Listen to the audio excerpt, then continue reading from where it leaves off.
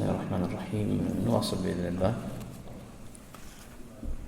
ذكرنا من السنن أن يخرج إلى الصلاة بسكينة ووقار، وهنا مسألة، وهي هل هناك مواضع نستطيع أن نقول مستثنى، بمعنى أن الإنسان له أن يستعجل فيها قليلا حتى يدرك؟ ذكر الفقهاء أن الإدراك ثلاثة: إما أن يدرك افتتاح الصلاة، أو يدركها قبل انتهائها، أو يدرك الركعة.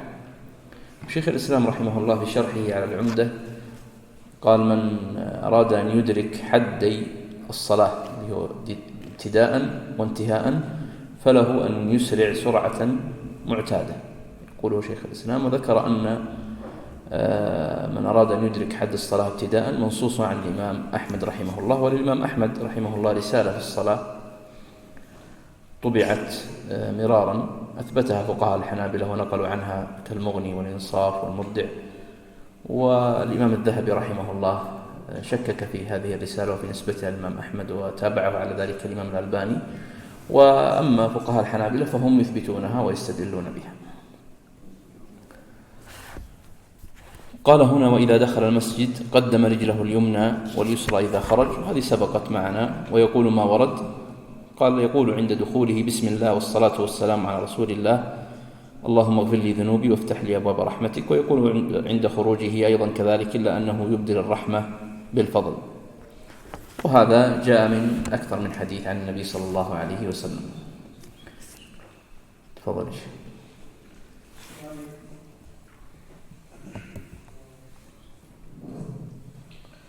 قال رحمه الله تعالى: ولا يشبك أصابعه ولا يقوم في حديث الدنيا ويجلس مستقبل القبلة. نعم، قال: ولا يشبك أصابعه، يعني في أثناء الخروج إلى المسجد لا يشبك أصابعه. قالوا: وتشبيك الأصابع في المسجد إذا كان الإنسان في المسجد أشد كراهة، وإذا كان في الصلاة زادت الكراهة. وقد ورد على ذلك 3 أحاديث. أما في الخروج إلى الصلاة فقد ورد حديث كعب بن عجرة أن النبي صلى الله عليه وسلم قال: إذا توضأ أحدكم ثم خرج عامدا إلى الصلاة فلا يشبكن بين يديه فإنه في صلاة. ثم خرج عامدا إلى الصلاة، يعني في أثناء ذهابه إلى الصلاة. وأما في المسجد فقد ورد حديث أبي سعيد أن النبي صلى الله عليه وسلم قال: إذا كان أحدكم في المسجد فلا يشبكن فإن التشبيك من الشيطان، وإن أحدكم لا يزال في صلاة ما دام في المسجد حتى يخرج منه. وأما في الصلاة فقد ورد حديث أن النبي صلى الله عليه وسلم رأى رجلا شبك أصابعه في الصلاة ففرج بين أصابعه، رواه ابن ماجه. وما حكم التشبيك؟ مكروه. نعم مكروه. ذكرنا أنه لا يشبك في إتيانه إلى الصلاة، ولا في المسجد ولا في الصلاة. طيب بعد الانتهاء من الصلاة أي جائز، ودليله حديث ذي اليدين، حديث ذي اليدين. وقيده البهوتي رحمه الله في شروحه بأن لا يكون منتظرا صلاة أخرى. يعني أما لو كان الإنسان مثلا دخل المغرب وهو ينتظر حتى يصلي العشاء قال فالنهي على محمله. نعم. قال: ولا يخوض في حديث الدنيا تنزيها لبيت الله عن ذلك، ويجلس مستقبل القبلة، لأن العبد في صلاة ما دام ينتظر الصلاة فاستقبال القبلة متجه له أو مستحب. نعم تفضل. ويسن للإمام فالمأموم القيام عند قول المقيم قد من إقامتها، أي من قد قامت الصلاة، لأن النبي صلى الله عليه وسلم كان يفعل ذلك، رواه ابن أبي أوفى. وهذا يرى المأموم الإمام وإلا قام عند رؤيته، ولا يحرم الإمام حتى تفرغ الإقامة. طيب. قال: ويسن للإمام فالمأموم القيام عند قول المقيم قد قامت الصلاة، أو عند قد من قول المقيم الصلاة قد قامت الصلاة. هذا موضع القيام للصلاة. صاحب الزاد اللي هو الحجاوي قال: ويسن القيام عند قد من إقامتها. فالمصنف هنا البهوتي رحمه الله لم يذكر القولين على عادته، وإنما وجه كلام الحجاوي. قال: وهذا إن رأى المأموم الإمام وإلا قام عند رؤيته. فيكون في المسألة قولان في المذهب: القول الأول أنه يقوم مطلقا عند قوله قد، من قوله قد قامت الصلاة، سواء رأى الإمام أو لم يره، وهذا الذي اختاره الحجاوي.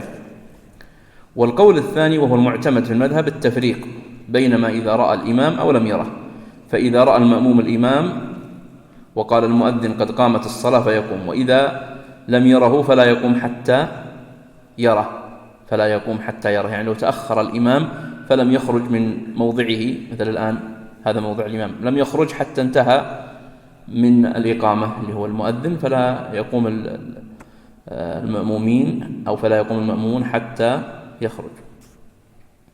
ويستدلون على ذلك بالحديث عن النبي صلى الله عليه وسلم إذا أقيمت الصلاة فلا تقوموا حتى تروني. قال تفضل.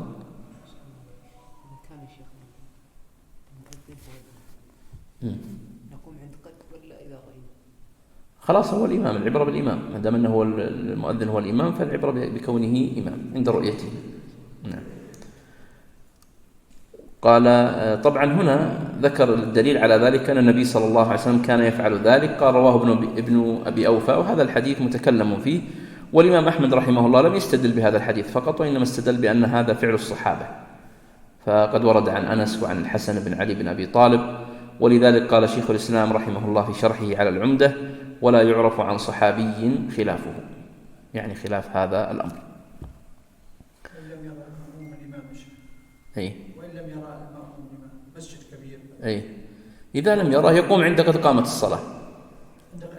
أي نعم نعم. ولا يحرم الإمام حتى تفرغ الإقامة.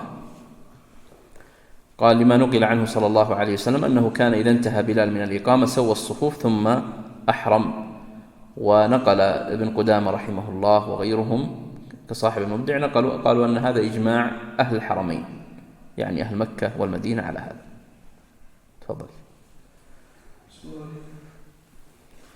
ويسن تسوية الصفوف بالمناكب والأكرم، فيلتفت عن يمينه فيقول استووا رحمكم الله، وعن يساره كذلك، ويكمل الأول فالأول ويتراصون، ويمينه والصف الأول للرجال أفضل وله ثوابه، وثواب من وراءه ما اتصلت الصفوف، وكلما قرب منه فهو أفضل، والصف الأخير للنساء أفضل. نعم، هذا كلام على تسوية الصفوف وتسوية الصف في الصلاة. وشيخ الإسلام رحمه الله في شرحه على العمدة ذكر أن المسنون للصفوف 5 أشياء وهي مبنية على أصلين.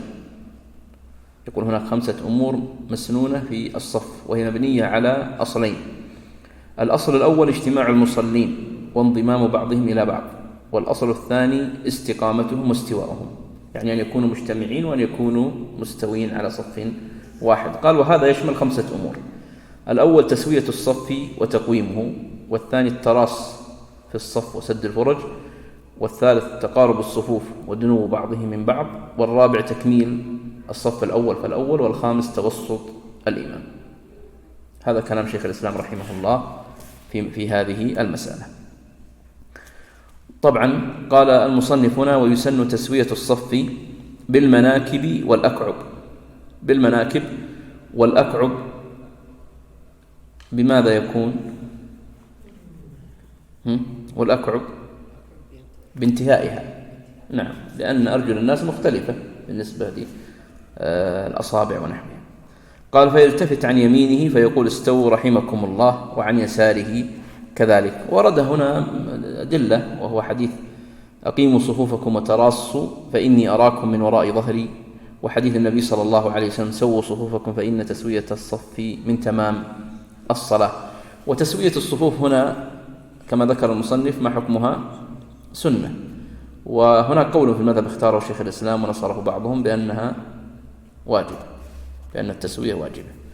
قال ويكمل الأول فالأول، أو ويكمل الأول فالأول، يعني الصف الأول يكمل فالأول. قال ويكره ترك الصف الأول للقادر عليه بأن يصلي 2 أو أكثر صفا ثانيا. يعني لو كان الآن عندنا الصف الأول لا زال فيه فرج ويأتون الناس ويصفون صفا ثانيا، فهذا مكروه على المذهب. ولو كان واحدا لوحده وصلاته باطلة لأنه منفرد. قال ويتراصون، والمراصة هي التصاق بعضهم ببعض. قال ويمينه والصف الأول للرجال أفضل، يمين الإمام أفضل من يساره. وهنا اختلف المذهب في هذه المسألة، هل إذا جاء الإنسان وكان اليمين أكثر واليسار أقل، هل يقدم اليسار فيقترب من الإمام، وإلا يكون على اليمين يعني يحصل له فضل يمين الصف؟ أي نعم.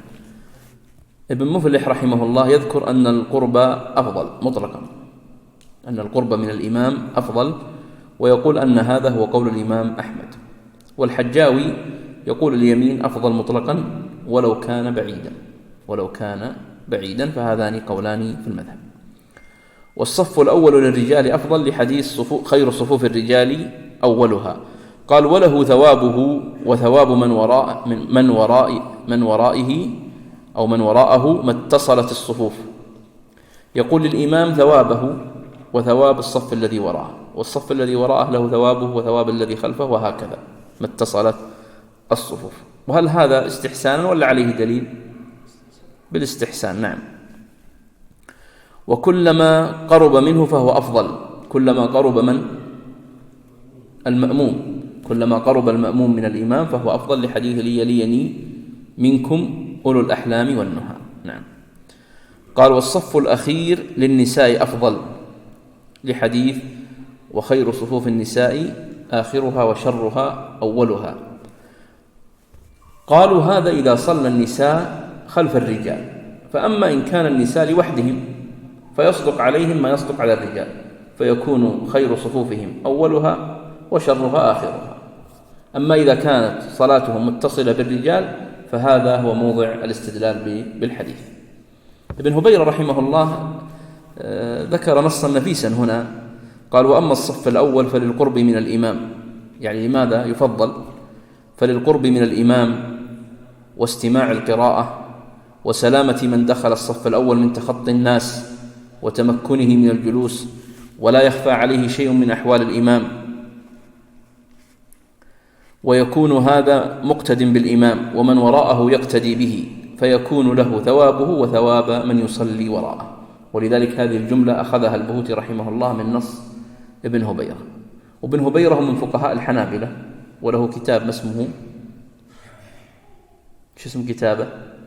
الإفصاح، وهو أصله شرح لحديث شرح لصحيح الإمام البخاري، اسم كتاب ابن هبيرة الإفصاح عن معاني الصحاح، شرح صحيح الإمام البخاري. فلما وصل إلى حديث من يريد الله به خيرا يفقهه في الدين تكلم فيه، الآن مطبوع في مجلدين منفصلة، فذكر مذاهب الفقهاء رحمهم الله الأربعة، وكان يحكي الاتفاق، وحكايته ابن هبيرة الاتفاق يعني اتفاق المذاهب الأربعة وليس الإجماع، وإنما هو اتفاق المذاهب الأربعة، وهو كتاب نفيس حقيقة.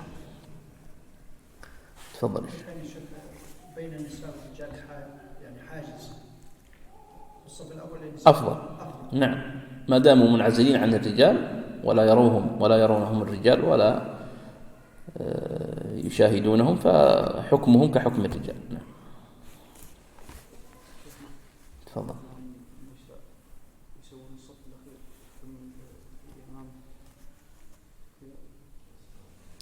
لا طبعا، ذكروا الشيخ يقول ما معنى الحديث، يعني هل يبدأون بالصفوف الأخيرة ويتركون الأولى؟ ذكر العلماء أن من توجيه الحديث هذا أن المرأة التي تحرص على الحشمة والتستر لا تحرص على المبادرة والتقدم في هذا، وليس معنى هذا أنها يعني يصفون الصف الأخير ويتركون الصف الذي قبله والذي قبله وهكذا، ليس هذا المقصود.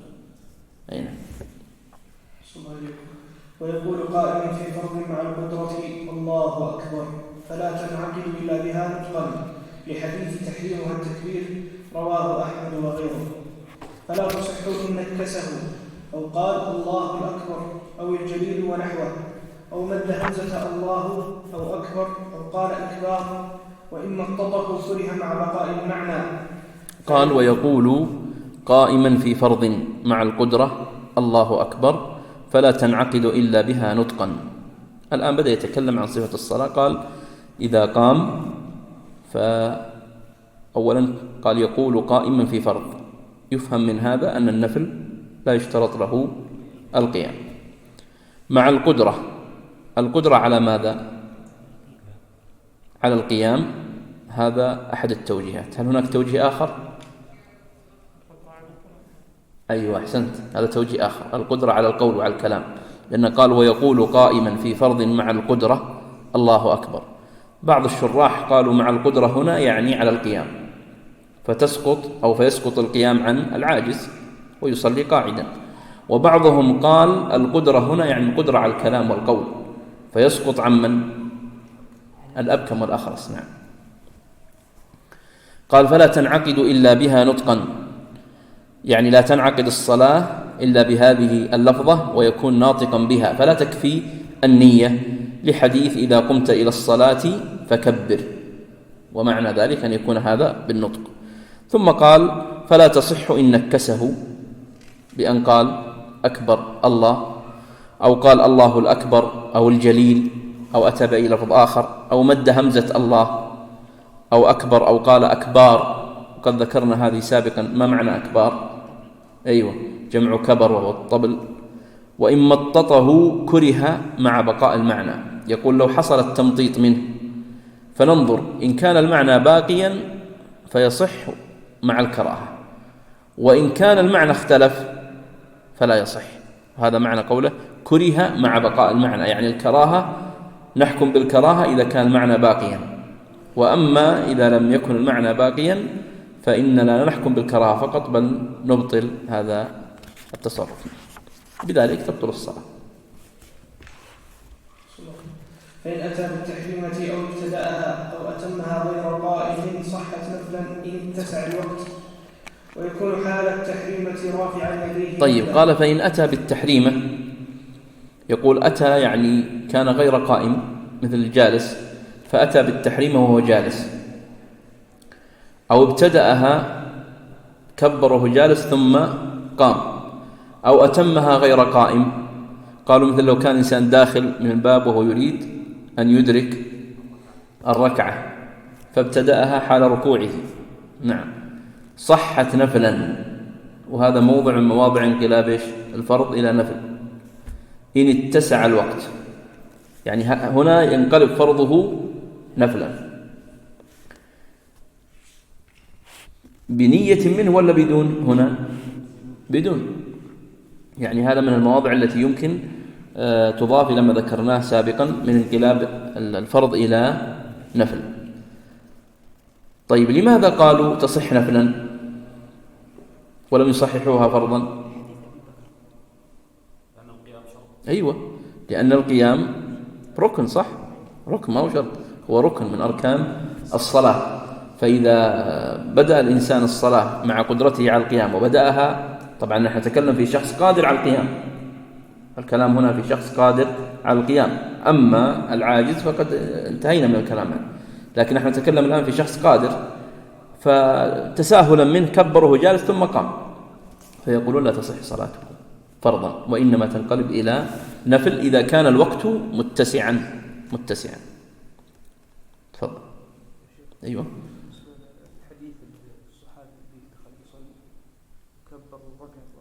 أيوة، هذا حديث أبي بكرة الصحابي رضي الله عنه، وقد وجهه العلماء بتوجيهات. طبعا في الحديث قال النبي صلى الله عليه وسلم زادك الله حرصا ولا تعد، وفي لفظ آخر ولا تعد. نعم، فبعضهم قال ولا تعد يعني لا تعد لهذا الفعل مرة أخرى، فهذا صح بإقرار النبي صلى الله عليه وسلم له ذلك، وما بعده لا يصح لغيره. وبعضهم الذين فهموا أن هذا يصح مطلقا، طبعا المذهب أخذوا بهذا التوجيه الأول. التوجيه الثاني أو اللفظ، الضبط الثاني لللفظ ولا تعد، يعني ولا تعد الصلاة، فتكون صلاته صحيحة، وبهذا أخذ من صحح مثل هذه الصور.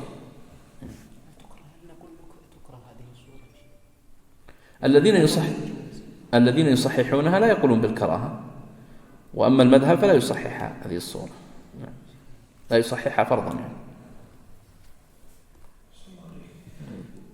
ويكون حال التحريمة رافعا يديه ندبا فإن عجز عن رفع إحداهما رفع الأخرى مع ابتداء التكبير وينهيه معه. مضمومة الأصابع ممدودة الأصابع مستقبلا ببطونها القبلة حذو أي مقابلة منكبيه، في قول ابن عمر رضي الله عنهما كان رسول الله صلى الله عليه وسلم إذا قام إلى الصلاة رفع يديه حتى يكون حذو منكبيه ثم يكبر، متفق عليه. فإن لم يقدر على رفع المسنون رفع حسب إمكانه، فيسقط بفراغ التكبير كله، وكشف يديه هاهنا وفي الدعاء أفضل، ورفعهما إشارة إلى رفع الحجاب بينه وبين ربه. كالسجود يعني أنه يسن في السجود وضع يديه بالأرض حذو منكبيه. نعم. قال ويكون حال التحريمة رافعا يديه ندبا. ذكرنا قبل قليل تكبيرة الإحرام ستأتي في الأركان حكمها ركن. طيب رفع اليدين ندبا مستحب. طبعا هو مستحب قالوا لفعله صلى الله عليه وسلم، فقد ورد عنه من أحاديث كثيرة، في حديث مالك بن الحويرث وفي حديث ابن عمر وفي حديث أبي حميد الساعدي وغيرهم، ونقل الإجماع على ذلك الموفق بن قدامة ونقله ابن المنذر وغيره. قال ويكون حال التحريمة رافعا يديه ندبا، فإن عجز عن رفع إحداهما رفع الأخرى. لو كان مثلا إحدى يديه مجبسة أو مكسورة أو غير موجودة مقطوعة فيرفع ما أمكنه، لحديث إذا أمرتكم بأمر فأتوا منه ما استطعتم. قال مع ابتداء التكبير وينهيه معه، يعني يكون رفع اليدين مقارن للتكبير، يبتدي مع ابتداء التكبير وينتهي بانتهاء التكبير، لحديث وائل بن حجر رأيت النبي صلى الله عليه وسلم حين افتتح الصلاة رفع يديه، حين افتتح الصلاة رفع يديه، فيكون مقارنا للتكبير. قال مضمومة الأصابع ممدودة الأصابع، يعني غير مقبوضة ولا مائلة، لحديث أن النبي صلى الله عليه وسلم كان إذا دخل في الصلاة رفع يديه مدا. في رواية عن الإمام أحمد أنها تكون مفتوحة الأصابع، لأنه ورد في بعض الأحاديث أن النبي صلى الله عليه وسلم كان إذا رفع يديه نشر يديه، يعني تكون مفتوحة الأصابع، وهذه رواية عن الإمام أحمد. قال مستقبلا ببطونها القبلة، يعني ببطون الأصابع، حذو أي مقابلة منكبين، يعني كيف يكون رفع اليدين حذو المنكبين. طبعا هنا المذهب المعتمد أن المستحب هو أن يرفع اليدين حذو المنكبين، ويقولون يجوز أن يكون الرفع إلى فروع الأذنين، هذا المعتمد، يعني المستحبون هيئة ويجيزون هيئة أخرى. القول الآخر في المذهب اللي اختار شيخ الإسلام ونصره وابن القيم والمرداوي صوب في الإنصاف، قالوا المستحب التنويع، ما نقول المستحب هيئة دون هيئة، لا، نقول المستحب أن ينوع الإنسان، فيكون حذو منكبيه تارة وإلى فروع الأذنين تارة، لأنه قد ورد في أحاديث صحيحة بالرفع حذو المنكبين، وورد في أحاديث صحيحة بالرفع إلى فروع الأذنين. وبعض الفقهاء وقول ثالث في المذهب لفق من هذه الكيفية وقال يكون أدنى اليدين إلى المنكبين وأعلاها إلى فروع الأذنين. طبعا ما المقصود الذي يكون محاذي للمنكبين؟ هل هو رؤوس الأصابع ولا نقول مفصل الأصابع من الكف؟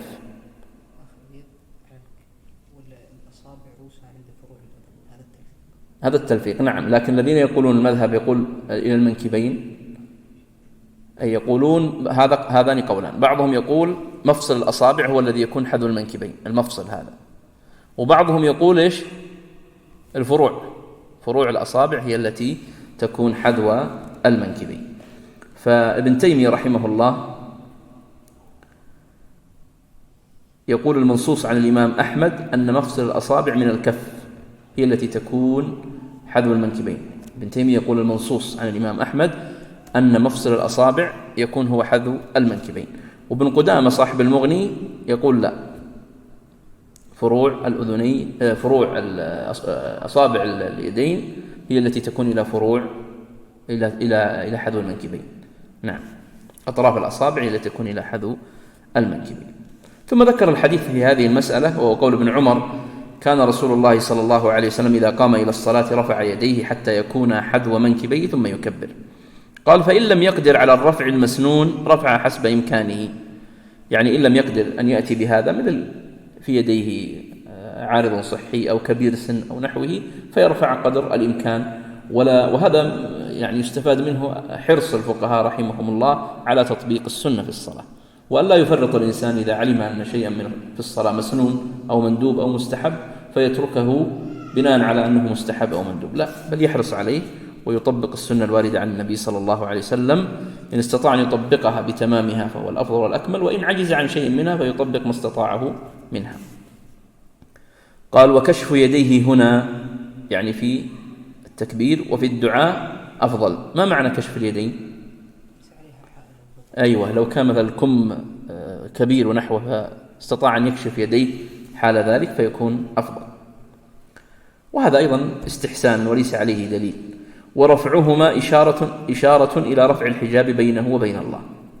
وهذه عبارة أيضا مأخوذة من ابن هبيرة ومن غيره، يقول: ورفعهما يعني رفع اليدين إشارة إلى رفع الحجاب بينه وبين الله عز وجل. يقول لأن الإنسان في الصلاة، وما دام الإنسان في صلاة فإن أقرب ما يكون العبد من ربه وهو ساجد، والسجود موضع في الصلاة. ثم قال: كالسجود، يعني أنه يسن في السجود وضع يديه بالأرض. لماذا أقول هذا؟ لبعضهم يستشكل في هذه العبارات، يفهمها على غير المقصود المصنف. لا، مقصده أن هذا موضع شريف وعظيم، وينبغي للإنسان يحرص عليه وأن يكون قريبا من الله جل وعلا. وليس معناه أن المصنف هنا يقول مثلا بالتجلي أو الكشف أو غيرها مما قد يفهمه بعض من يشرح مثل هذه المتون. لا، ليس هذا مقصودا للمصنف رحمه الله. كالسجود يعني أنه يسن في السجود وضع يديه بالأرض حذو منكبيه. نعم، تفضل. لغير معلوم، هل تحسب سنة إذا قال هكذا؟ بعض الناس تجد. والله هذا من التساهل وهو حاصل. نعم، قد يكون الإنسان يغفل أحيانا، نعم، لكن بعض الناس فعلا عنده تساهل مستمر ودائم زي ما ذكر الشيخ، يعني لا يحرص على رفع اليدين لا حذو المنكبين ولا إلى فروع الأذنين، إنما قد يشير بها إشارة يسيرة، وهذا يعتبر من التساهل وعدم الحرص على تطبيق سنة النبي صلى الله عليه وسلم. ويسمع الإمام استحبابا بالتكبير كله من خلفه من المأمومين ليتابعوه، وكذا يجهر بسمع الله لمن حمده والتسليمة الأولى، فإن لم يمكنه إسماع جميعهم جهر به بعض المأمومين بفعل أبي بكر رضي الله عنه معه صلى الله عليه وسلم، متفق عليه.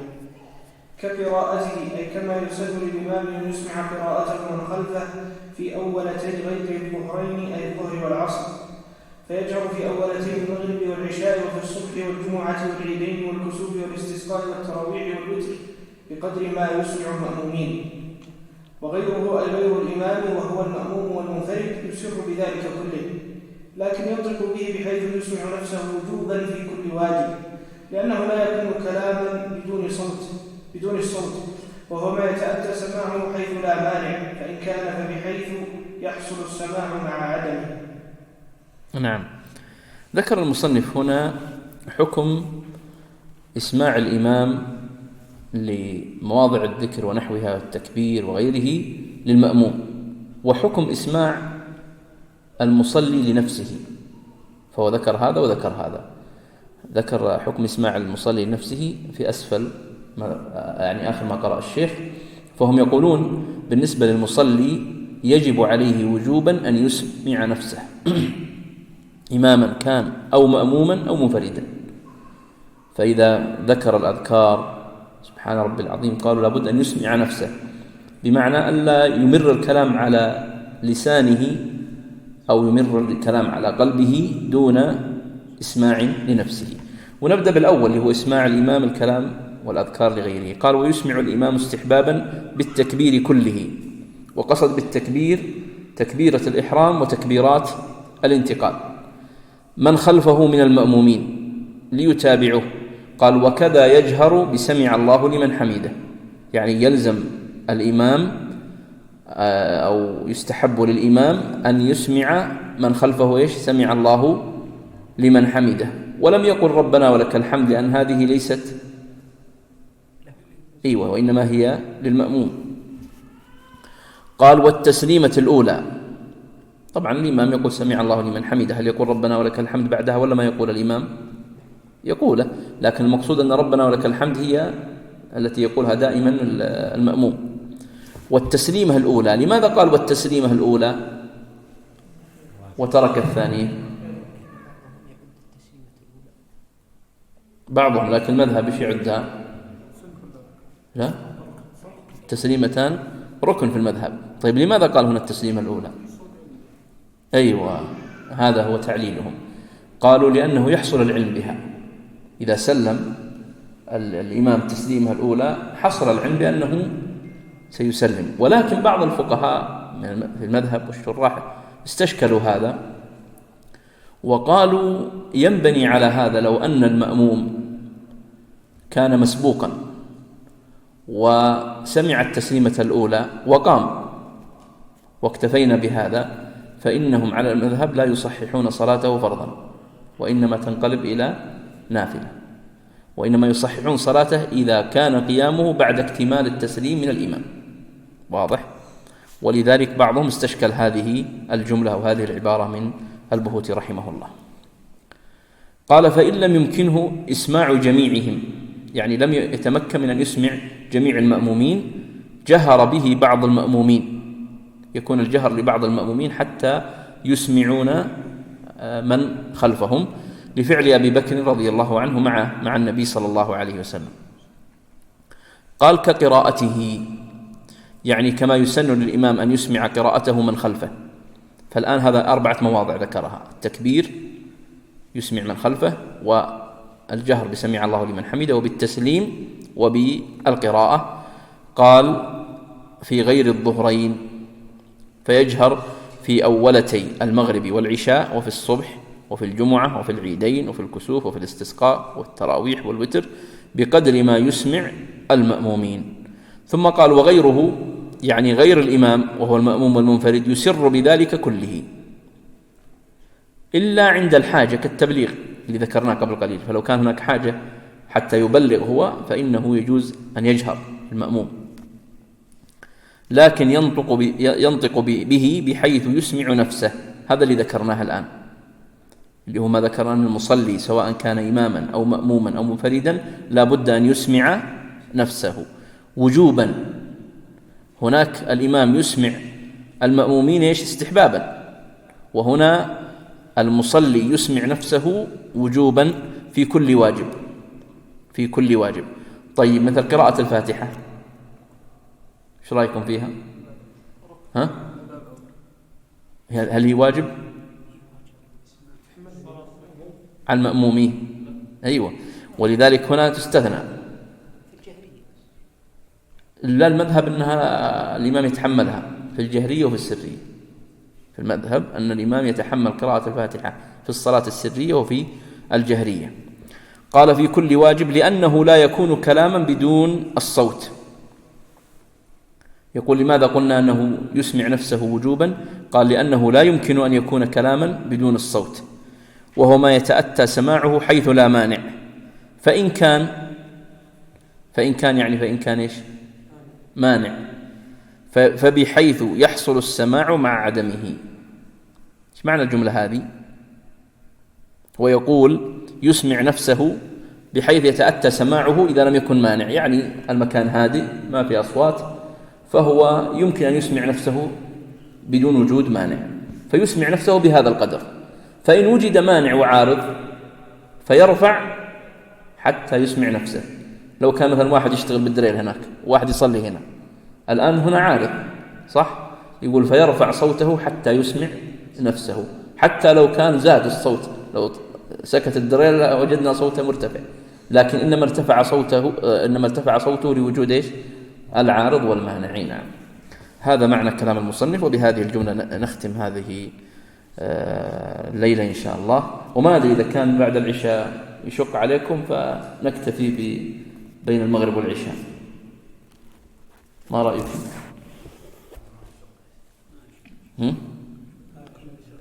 بالطريقة هذه حتى نستطيع ننجز أكثر حقيقة. يعني أنا حرصت على الطريقة هذه لأنه يمكن من خلالها الإنجاز أكثر، لأنها عبارة عن 2 درسين بين المغرب ودرس بعد العشاء، كأنك اختصرت 2 في سنة.